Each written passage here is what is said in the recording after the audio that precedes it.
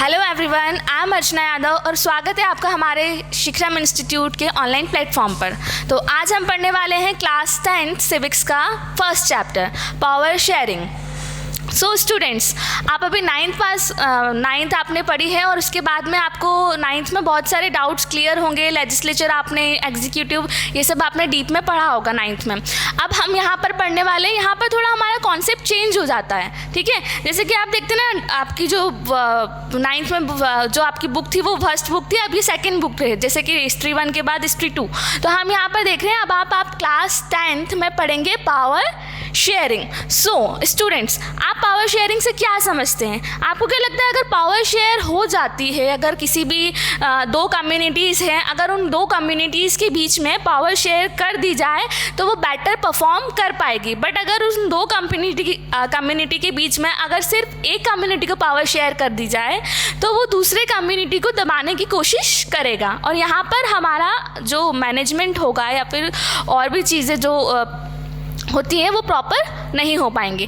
तो यहाँ से हम पढ़ने वाले हैं पावर शेयरिंग। तो पावर शेयरिंग का इंट्रोडक्शन देखते हैं। Power sharing is the distribution of power among various levels of government, social group and institutions.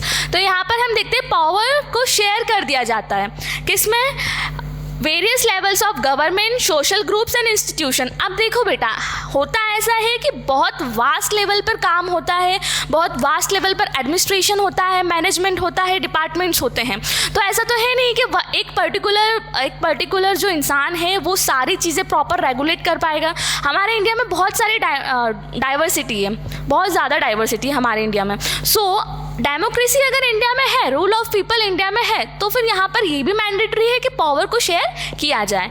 क्यों किया जाए पावर को शेयर? ताकि जो हमारा इंडिया है, हमारे इंडिया में पर्टिकुलर स्टेट्स हैं और इंडिया में पर्टिकुलर डिस्ट्रिक्ट्स हैं, उनको प्रॉपर रेगुलेट किया जाए, ईच एंड एवरी प्रॉब्लम्स वहाँ की सॉल्व हो पाए। तो यहाँ पर पावर शेयरिंग करना इम्पॉर्टेंट हो जाता है, क्योंकि गवर्नमेंट्स में हम देखते हैं लेवल्स में पावर शेयरिंग होती है, फेडरलिज्म में हम देखते हैं ऑर्गन्स में पावर शेयरिंग होती है, हम देखते हैं कास्ट में और भी चीज़ों में पावर शेयरिंग होती है। ग्रुप्स में हम देखते हैं, अगर हम एक इंस्टीट्यूट या क्लासरूम की भी बात करेंगे यहाँ पर, तो हम देखते हैं कि हम भी यहाँ पर ग्रुप्स बना देते हैं। अब जैसे मैं टीचर हूँ, अगर मेरे अंडर में अगर मुझे 10 स्टूडेंट्स दिए जाएँ कि मैम आपको इनको 10 स्टूडेंट्स को पढ़ाना है एंड देन आपको इनको एक गुड परफॉर्मेंस आपको शो करना है इनका और इनके मार्क्स अच्छे आने चाहिए, तो मैं 10 स्टूडेंट्स पर फोकस अच्छे से कर पाऊँगी। बट अगर यही मुझे 50 to 100 स्टूडेंट्स दे दिए जाएँ तो मैं ईच एंड एवरी स्टूडेंट्स पर प्रॉपर ध्यान नहीं दे पाऊँगी। मैं कोशिश ज़रूर करूँगी, ऐसा नहीं है, बट मैं एक लेक्चर दे दूँगी और मैं पूछ पाऊँगी कि बेटा आपको समझ में आया, बट मैं एक बच्चे से पूछ नहीं पाऊंगी कि आपके कुछ डाउट्स हैं क्या, ऐसा ये वो नहीं। सो यहाँ पर आपको समझ में आता है कि अगर ग्रुप्स बना दिए जाए, पावर्स को शेयर कर दिया जाए तो ये बहुत बेटर रहता है। क्या देखते हैं हम? इंट्रोडक्शन तो हमने देख लिया पावर शेयरिंग का। अब हम देखते हैं इम्पॉर्टेंस। सो पावर शेयर करना क्यों ज़रूरी है? घर से भी बात करें, इंस्टीट्यूशन से भी बात करें, स्कूल से भी बात करें, तो पावर शेयर होती है और होना भी चाहिए। Prevents conflict and promotes harmony in society bye balancing diverse interest, है ना। अब हमने डाइवर्स इंटरेस्ट की बात करी, मैंने आपको पहले ही बता दिया था कि डाइवर्सिटी है इंडिया में, तो सबके कल्चर को देखते हुए, सबकी अपने अपने इंटरेस्ट को देखते हुए अगर पावर शेयर कर दी जाए तो उनके लिए ये बहुत बेनिफिट्स रहता है। ओके, सो अब हम पढ़ने वाले हैं what we are going to study. Okay, so हम यहाँ पर 5 पॉइंट्स पढ़ने वाले हैं स्टूडेंट्स। 5 पॉइंट्स यहाँ पर हम डीप में पढ़ने वाले हैं और उसके बाद में आप 5 पॉइंट्स के बाद में आपको क्लैरिफिकेशन हो जाएगा कि पावर शेयरिंग क्यों इंपॉर्टेंट है। अब पावर शेयरिंग से आप ये मत समझना कि मैम पावर शेयरिंग मतलब शेयर करने से तो कम हो जाती है, तो ये तो एक नेगेटिव कॉन्सेप्ट हो गया। नहीं, बट अगर डेमोक्रेसी है, डेमोक्रेसी में अगर पावर शेयर हो रही है तो ये नेगेटिव कॉन्सेप्ट नहीं हुआ है, ठीक है। फर्स्ट पॉइंट हम पढ़ेंगे बेल्जियम एंड श्रीलंका, मतलब ethnic composition of Belgium and Sri Lanka. उसकी स्टोरीज हम पढ़ेंगे बेल्जियम और श्रीलंका की। हम देखेंगे कि बेल्जियम की क्या सिचुएशन थी, श्रीलंका की क्या सिचुएशन थी और उन्होंने कौन सी पॉलिसी को अप्लाई किया। उन्होंने पावर शेयरिंग अप्लाई किया या उन्होंने मेजोरिटेरियनिज्म अप्लाई किया, क्या अप्लाई किया उन्होंने, उसके बाद में रिजल्ट क्या रहे वहाँ के। ओके, फिर हम पढ़ेंगे श्रीलंका का एकोमोडेशंस, बेल्जियम का accommodations and why power sharing is desirable forms of power sharing. देखो यहीं पर कुछ क्वेश्चंस भी अराइज हो जाते हैं, ऐसा नहीं कि आपको ये पॉइंट्स है तो सिर्फ ये पॉइंट्स आपने देख लिए, but why power sharing is desirable, क्या पता आपको एग्जाम में यही का यही क्वेश्चन उठा के दे दिया जाए, है ना। फॉर्म्स ऑफ पावर शेयरिंग, यहाँ पर भी ये क्वेश्चन दिए जाए कि पावर शेयरिंग के फॉर्म्स बताइए आप। तो हर एक टॉपिक को आपको डीप में समझना है, मैं समझा रही हूँ तो एक बार में आपको समझना है ताकि आपको समझ में आ जाए और आगे आपको प्रॉब्लम ना हो। नाउ सेकेंड इज, अब हम पढ़ेंगे ethnic composition of Belgium and Sri Lanka. So first हम बेल्जियम की बात करते हैं। ये देखो ये हमारा बेल्जियम का मैप है, यहाँ पर हम बात करते हैं, ये हमारा यूरोप में बेल्जियम का मैप आता है। ओके, यहाँ पर बात करते हैं, ये जो येलो रीजन आपको दिख रहा है ये फ्लैमिश रीजन है। ओके, ये येलो रीजन जो, एक मिनट, ये येलो रीजन जो आपको दिख रहा है ये फ्लैमिश रीजन है। ओके, फ्लैमिश रीजन में डच स्पीकिंग पॉपुलेशन बहुत ज़्यादा है और वैलोन रीजन में फ्रेंच स्पीकिंग पॉपुलेशन क्यों है।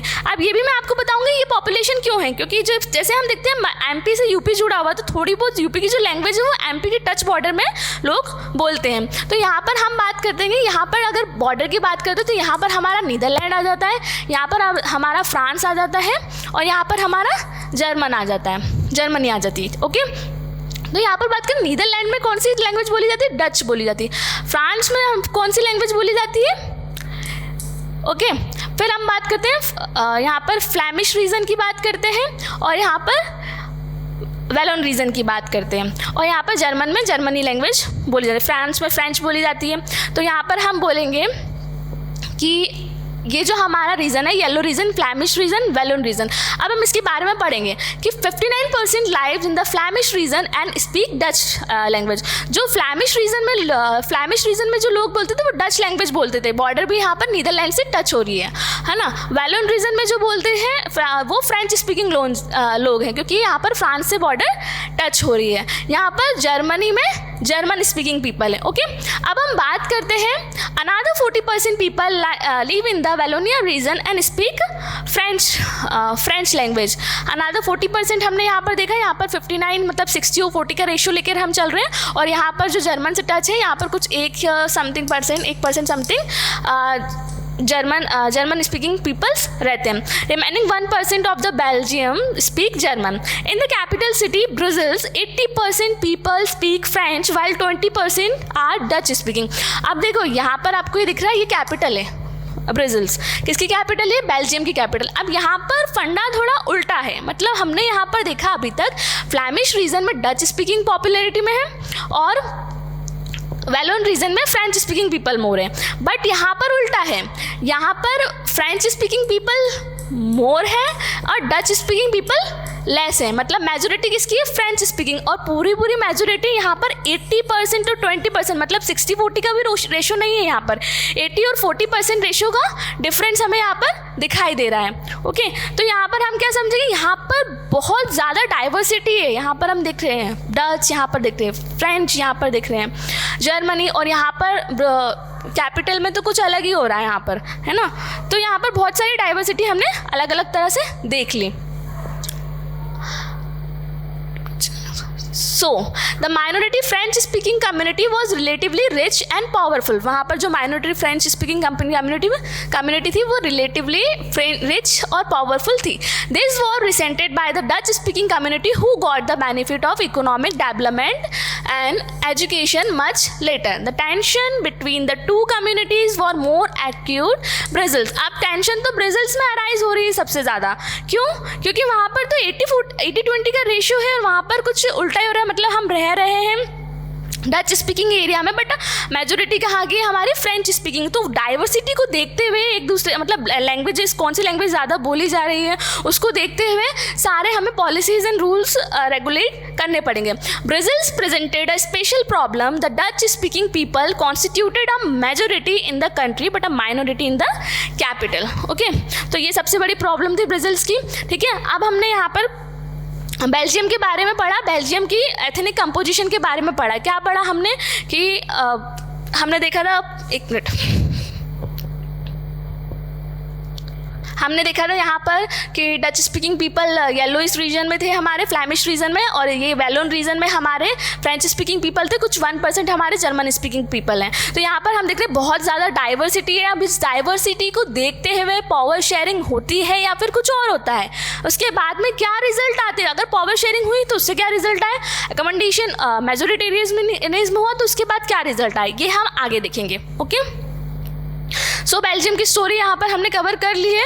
अब हम पढ़ेंगे श्रीलंका की स्टोरी। सो ये श्रीलंका का मैप है आपका, आप देखते हैं इंडिया का मैप आप कभी भी खरीदोगे फ्री में श्रीलंका का मैप आपका आ ही जाएगा। ओके, सो यहाँ पर हम देखते हैं सिन्हाला कम्युनिटी एंड यहाँ पर हम देखते हैं here Sinhala speaker and Tamil speaker. Okay, Sinhala speaker जो है हमारे वो इस येलोइश रीजन में है, और श्रीलंकन तमिल स्पीकर जो है हमारे ये जो रिमेनिंग रीजन आपको दिखाई दे रहा है वहाँ पर। अब तमिल स्पीकर्स में भी यहाँ पर 2 तरह के तमिल्स हैं।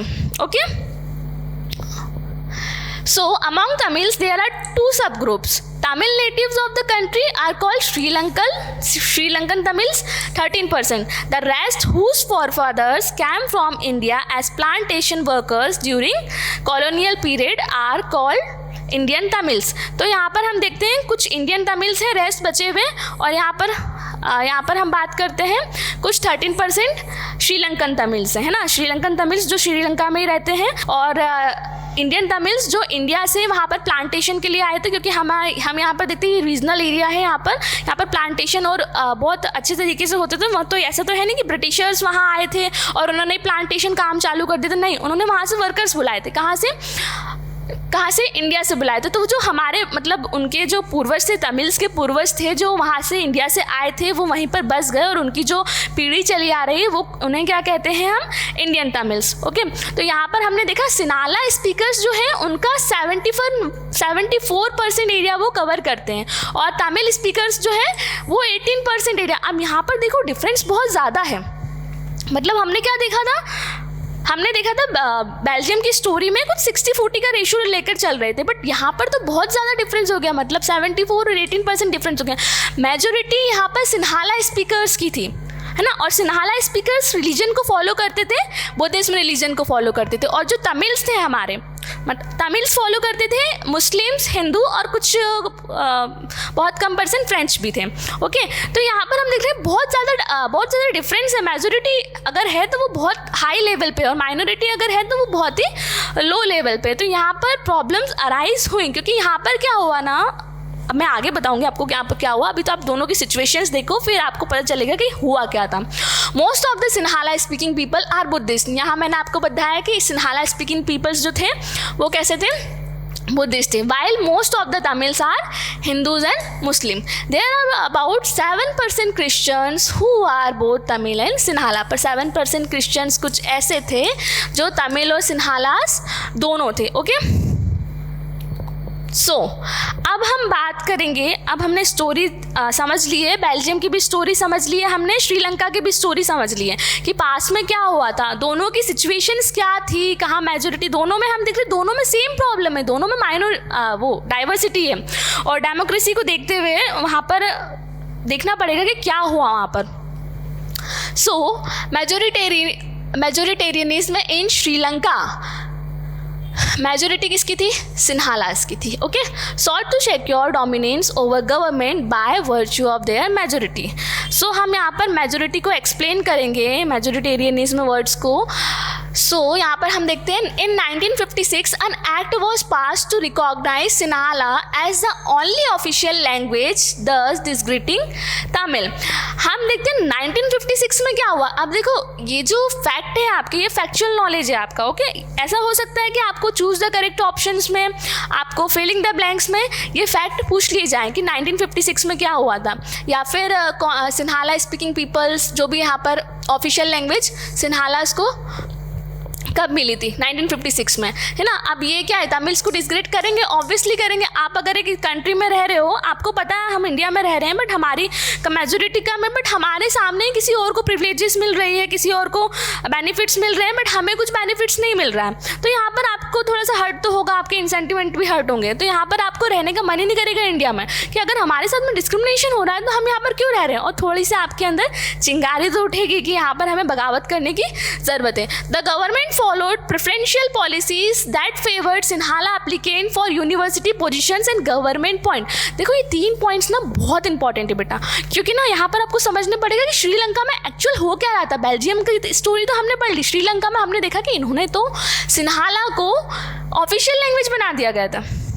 ओके और यहाँ पर हम देख रहे हैं गवर्नमेंट ने क्या किया, वहाँ की पॉलिसीज़ एक अप्लाई करी जिसमें यूनिवर्सिटी पोजीशंस और गवर्नमेंट जॉब, जो हमारे यूथ के लिए आज बहुत इंपॉर्टेंट है, यूनिवर्सिटीज़ में कॉलेज में एडमिशन्स लेना, गवर्नमेंट जॉब लेना। तो यहाँ पर जो रिजर्वेशंस एंड ऑल थिंग्स थी वो मतलब कुछ भी ऐसी स्पेशल पॉलिसीज़ तमिल्स के लिए नहीं अप्लाई की गई। तो यहाँ पर तो उनके साथ में थोड़ा बहुत नहीं, बहुत ज़्यादा डिस्क्रिमिनेशन हो गया है, क्योंकि हम प्रिपरेशन करते हैं, आप प्रिपरेशन करते हो, आप 12th पास आउट करते हो तो आप सोचते हो कि हमें अच्छा कॉलेज मिले, है ना, उसके बाद आपको अच्छी जॉब मिले, बट आपके माइंड सेट है कि हमें अच्छा कॉलेज मिल ही नहीं सकता, क्योंकि यहाँ पर सिन्हाला जो है मेजोरिटी में है और इनके लिए पॉलिसीज़ रूल्स हैं, बट हमारे लिए कुछ नहीं है। तो आपके अंदर की इच्छा शक्ति जो है ना वो मरी जाएगी कि आपको कुछ करना भी है आगे, या फिर आपको इसमें एफर्ट्स लगाने हैं, आपको आगे ये बनना है, आपके अंदर जो ड्रीम्स है वो सब एंड हो जाएंगे। तो एक ना एक दिन आप इन चीज़ों से परेशान होकर अपने लिए खुद के लिए लड़ोगे। अगर घर में भी कुछ छोटी सी बात हो जाती है ना तो हम बोलते हैं मम्मी ऐसा नहीं ऐसा, मतलब आप खुद के लिए लड़ते हो। तो यहाँ तो फिर हमारे पूरे करियर की बात हो रही है, हमारे फ्यूचर की बात हो रही है, तो ऑब्वियसली लड़ना तो बनता ही है। अब इतनी सारी प्रॉब्लम्स है तो आप सोचोगे ना कि हम एक ग्रुप बनाते हैं, हम सब मिलकर बात करते हैं, हम सब मिलकर बगावत करते हैं तो शायद चीज़ें ठीक हो जाए। अ न्यू कॉन्स्टिट्यूशन, यहाँ पर हम देखते हैं कि न्यू कॉन्स्टिट्यूशन अराइज हुआ, state shall protect and foster Buddhism. अब यहाँ पर आप देखो सिन्हालास जो थे वो बुद्धिस्ट स्पीकिंग पीपल थे। यहाँ पर धर्म कहाँ से आ गया, मतलब एक कंट्री की बात कर रहे हैं, मतलब धर्म कहाँ से आ गया। सिन्हाला जो थे बुद्धिस्ट को फॉलो करते थे और उन्होंने कहा कि हम इसे प्रोटेक्ट करेंगे। मतलब तमिल्स जो है वो तो गए, उनका तो कोई पॉइंट ही नहीं है। अभी तीनों पॉइंट्स हमने पढ़े, तमिल्स के लिए कुछ नहीं हुआ है, ठीक है। जो हुआ है सिन्हाला पीपल्स के लिए हुआ, मेजोरिटी यहाँ पर रूल कर रही है। हमने ये वर्ड्स का मतलब ही मैं बता रही हूँ कि मेजोरिटी जहाँ पर रूल करे, अपना दबदबा बना ले, वो मेजोरिटेरियनिज्म होता है। Okay, all this government measures increase the feeling of alienations among the Sri Lankan Tamils. They felt that Buddhism Sinhala leaders were not sensitive to their language and culture, ठीक है। They felt that the constitution and government policies denied them equal political right, है ना। उन्हें समझ में आ गया Tamils को कि तमिल्स के लिए कुछ नहीं हो रहा है, जो भी था सिन्हाला लीडर्स के लिए हो रहा है, बुद्धिस्ट के लिए हो रहा है ना। उनके कल्चर को और उनकी लैंग्वेज को कोई इंपॉर्टेंस नहीं दी जा रही है, कोई प्रिविलेजेस नहीं दिए जा रहे हैं। They felt that constitution and government both जो पॉलिसीज़ बना रहा है वो उन इक्वल पॉलिसीज़ और इक्वल राइट्स उन्हें प्रोवाइड नहीं हो रहे हैं, है ना। Discriminated against them in getting jobs and other opportunities and ignore their interest. उन्हें उनके साथ में पूरी तरह से भेदभाव हो रहा है, क्योंकि उन्हें ना जॉब्स में प्रायोरिटी मतलब रिजर्वेशन लाइक कुछ नहीं मिल रहा था, अपॉर्चुनिटी नहीं मिल रही, तो उन्हें उनकी इंटरेस्ट को इग्नोर किया जा रहा था पूरी तरह से, है ना। एज अ रिजल्ट, अब इन सब का रिजल्ट क्या होगा, आप खुद ही 2 मिनट सोचें कि अगर आप खुद को रखकर सोचिए इस प्लेस पे कि आप तमिल से, आप श्रीलंका में रह रहे हैं और आपके साथ में ये सब हो रहा है। मतलब आप अभी स्टडी कर रहे हैं, आप सपने देख रहे हैं, आपकी जो उम्र है वो सपने देखने की कि आगे चल के हम ऐसा करेंगे, हम ये करने वाले हैं, हम इस कॉलेज में एडमिशन लेंगे, हम यहाँ लेंगे, हमारे लिए गवर्नमेंट ये पॉलिसीज़ या फिर हमारे लिए गवर्नमेंट ये करेगी। बट आपको पता चलता है कि आपके लिए कुछ भी नहीं है। अभी से आपकी इच्छा शक्ति मर जाएगी, है ना। आप सोचोगे ही नहीं मुझे ये करना है, आप सपने ही नहीं देखोगे, आप सोचोगे हाँ ठीक है, जैसे जैसे 2 रोटी मिल रही है ठीक है गुजारा करो अपना। बट अगर आप थोड़ी बहुत हिम्मत होगी आपकी तो आप क्या सोचेंगे, एज अ रिजल्ट क्या निकलेगा, the relations between the Sinhalas and Tamils community strained over time. अब आप तमिल हैं, आपके पड़ोस में कोई सिन्हाला पीपल रह रहा है, अगर आपके दोनों के टर्म्स बहुत अच्छे हैं, बट अगर कुछ ऐसी पॉलिसीज़ होती तो हमारे मन में खटास आ ही जाती है। मतलब उस पीपल को लेके भी खटास आ जाती है, उस कम्युनिटी के लेकर भी खटास आ जाती है, और फिर हम सोचते हैं कि क्यों हम इंडिया में क्यों रह रहे हैं, हम मतलब श्रीलंका में क्यों रह रहे हैं? अगर ये प्रॉब्लम हमारे साथ राइज हो रही है तो वहाँ पर आप बगावत करेंगे, आप वहाँ पर मतलब एंटी नेशनल बन जाएंगे अपनी कंट्री को लेकर, क्योंकि आपकी कंट्री आपके साथ फेथ है कर ही नहीं रही ना, आपकी कंट्री आपके साथ ट्रू कर ही नहीं रही है, यहाँ पर कोई जस्टिस ही नहीं है आपके लिए। आप अपनी चीज़ें, आपके लिए जब पॉलिसीज़ नहीं बनी है तो आप उन पॉलिसीज़ को लेकर जो डायरेक्शन में भी कैसे जाओगे कि हमारे साथ में ये गलत हुआ है, आप देखिए थोड़ा बहुत, बट आपके लिए कुछ है ही नहीं। गलत कहाँ से हुआ? जब गवर्नमेंट ही वो चीज़ अप्लाई कर रही है तो फिर गवर्नमेंट तो बोलेगी ना गलत तो है नहीं, हमने ये चीज़ अप्लाई की है। तो यहाँ पर एक बहुत ही ज़्यादा प्रॉब्लम्स अराइज हो गई थी। अब हम देखते हैं the Sri Lankan Tamils launch parties and struggles for the recognitions of Tamil and an official language. Sri Lankan ने एक पार्टी बना ली थी, एक ग्रुप बना लिया था जहाँ पर उन्होंने बोला कि तमिल्स को भी ऑफिशियल लैंग्वेज का दर्जा दिया जाए फॉर रीजनल ऑटोनॉमी। मतलब उनका कहना ये था कि ऐसा नहीं है कि हमें पूरी कंट्री में एक दर्जा दिया जाए, बट उनका जो हमने एक श्रीलंका का एरिया जो देखा था, हमने यहाँ पर देखा था नॉर्थ ईस्ट में तमिल्स जो हैं वो रह रहे थे, तो यहाँ के रीजन में हमें रीजनल ऑटोनॉमी तो दे दी जाए कम से कम, पूरे एरिया में तो उन्हें चाहिए ही नहीं। बाय 1980s, अब यहाँ पर देखो एक और फैक्ट आ गया बेटा, by 1980s several political organisation was form demanding an independent Tamil state in northern, यहाँ पर हमने देखा northern and eastern parts of the Sri Lanka. तो यहाँ पर हमने देखा 1980s में क्या हुआ, पॉलिटिकल ऑर्गेनाइजेशंस डिमांड करने लगे कि हमारा जो है वो इंडिपेंडेंट तमिल स्टेट बनाया जाए नॉर्थ ईस्टर्न एरिया में, मतलब रीजनल ऑटोनॉमी हमें प्रोवाइड कर दी जाए।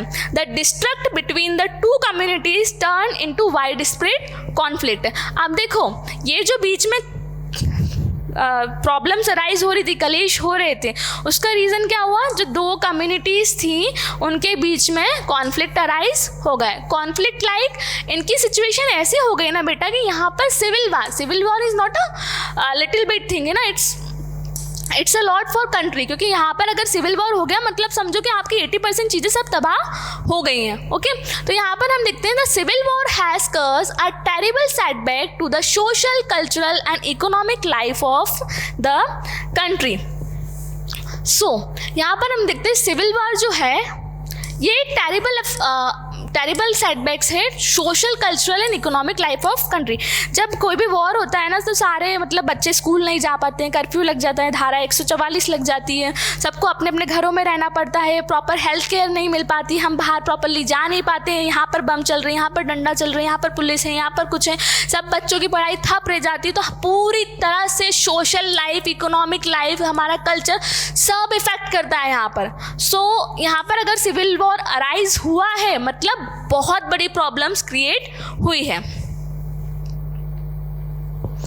सो स्टूडेंट्स यहाँ पर हमने पढ़ा श्रीलंका के बारे में, मतलब श्रीलंका के बारे में हमने देखा कि श्रीलंका ने अडॉप्ट किया था, क्या अडॉप्ट किया था श्रीलंका ने मेजोरिटेरियनिज्म को अडॉप्ट किया था। यहाँ पर उन्होंने पावर शेयर नहीं की है, तो यहाँ पर उनके साथ में जो प्रॉब्लम अराइज हुए, प्रॉब्लम लाइक हमने देखा कि लोग जो थे वहाँ के एंटी नेशनल बनने के लिए तैयार थे, वहाँ पर कंट्री के लोगों ने सिविल वॉर अराइज कर दिया था, बहुत प्रॉब्लम्स आई। यहाँ पर देखा ना आपने, थोड़ा बहुत समझो कि पावर शेयर हो जाती अगर तो शायद कुछ बेनिफिट्स हो पाते, शायद सिविल वॉर अराइज ना होते।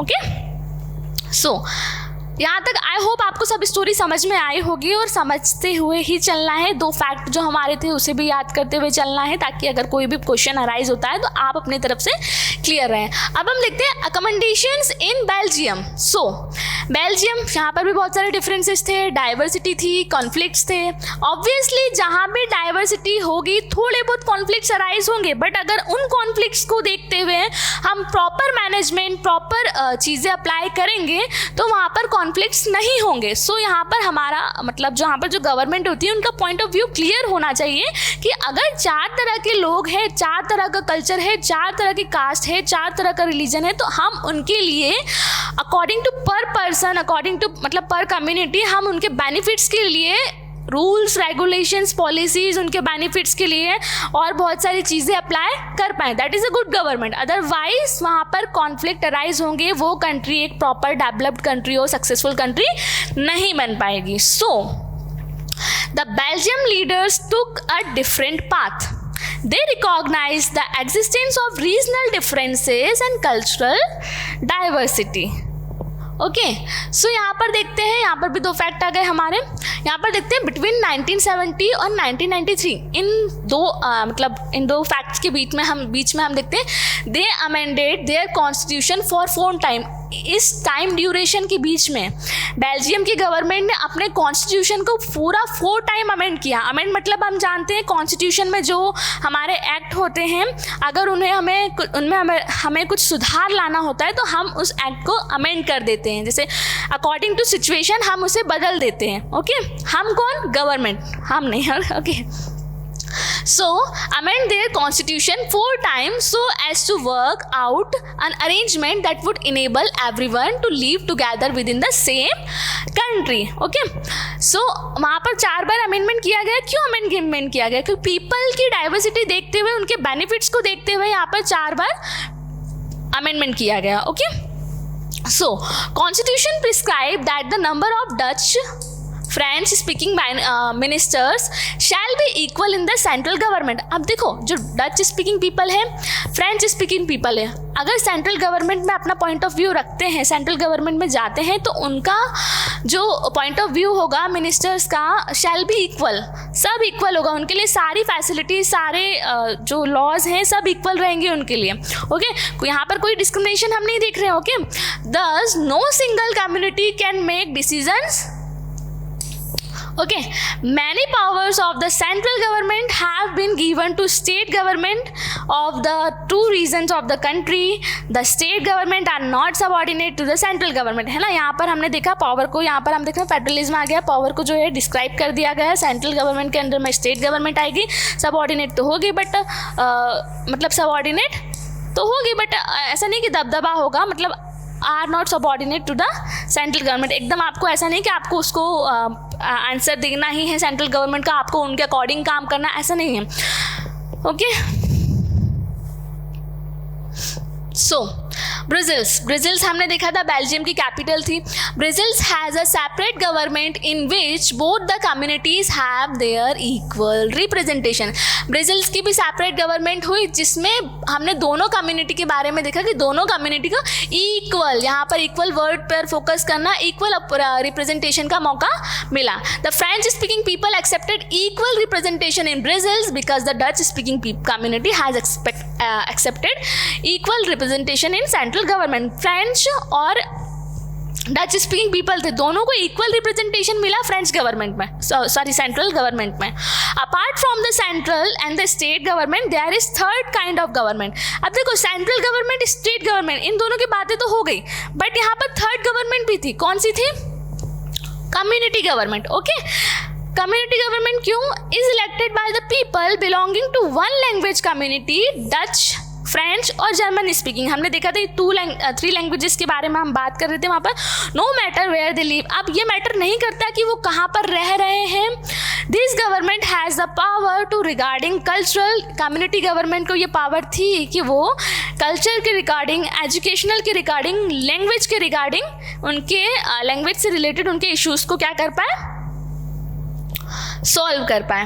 ओके तो यहाँ पर हमने देखा सेंट्रल गवर्नमेंट, स्टेट गवर्नमेंट, उसके अनादर भी कम्युनिटी गवर्नमेंट यहाँ पर है और यहाँ पर वो प्रॉब्लम सॉल्व करने की कोशिश कर रही है. तो यहाँ पर आप समझ सकते हैं कि श्रीलंका में पावर शेयर नहीं हुई है, बेल्जियम में पावर शेयर हो गई है. सो बेल्जियम में अभी तक हमने नहीं सुना कि कोई कॉन्फ्लिक्ट्स अराइज हुए हैं बट श्रीलंका में civil war. Okay civil war मतलब वॉर. ओके ये छोटा मोटा गली मोहल्ले का लड़ाई झगड़ा मत समझना कि हाँ एक बम फेंक दिया, नॉर्मल लड़ाई झगड़े हो गए, ठीक है. पुलिस में सिविल वार मैंने आपको पूरा डिस्क्राइब किया कि वहाँ पर सोशल, कल्चरल, इकोनॉमिक लाइफ सब तबाह हो जाती, सब चेंज हो जाता. मतलब अगर हमें स्टार्ट करना है ना तो हमें स्टार्ट नहीं, हमें रीस्टार्ट करना पड़ता है, हमें शुरू से रीस्टार्ट करना पड़ता है. सिविल वार में हमें नहीं पता हमारा घर, हमारा करियर कब तबाह हो जाए, हम ही तबाह हो जाए.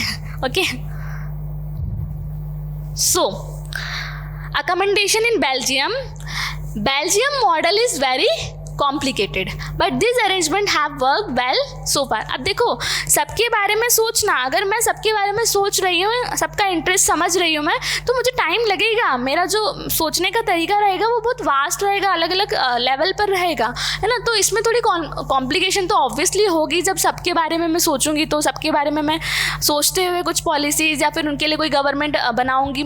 So but this arrangement have work well. Obviously जब इतनी मेहनत के बाद में अगर मैं ये सब होता है तो गवर्नमेंट तो वहाँ की अच्छे से काम करेगी और सब कुछ प्रॉपर होगा।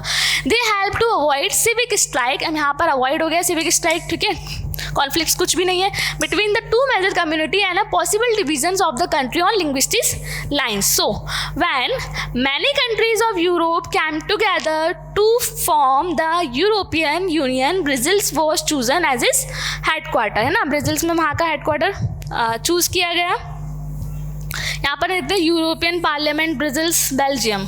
अब इतने प्रॉपर तरह से कंट्री जब रेगुलेट होगी तो फिर बोलेंगे ना ये कंट्री रेगुलेट हो रही है प्रॉपर, कोई कॉन्फ्लिक्ट से नहीं है यहाँ पर, तो इनको हेडक्वार्टर का यहाँ पर हेडक्वार्टर बना दिया जाए। Okay, so why power sharing is desirable.